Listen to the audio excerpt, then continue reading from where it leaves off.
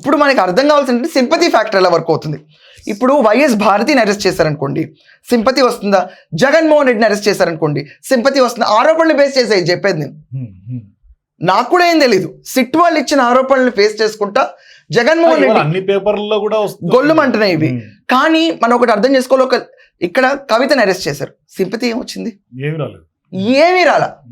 కనిమోజీని arrest చేశారు, ఏమొచ్చింది? ఏమీ రాలా. ఉమెన్ని అరెస్ట్ చేస్తే సింపతి పెరిగిపోతుంది. అది కూడా కవిత ఫుల్ టైం పొలిటీషియన్గా ఉంది, భారతిరెడ్డి ఫుల్ టైం పొలిటీషియన్ కూడా కాదు.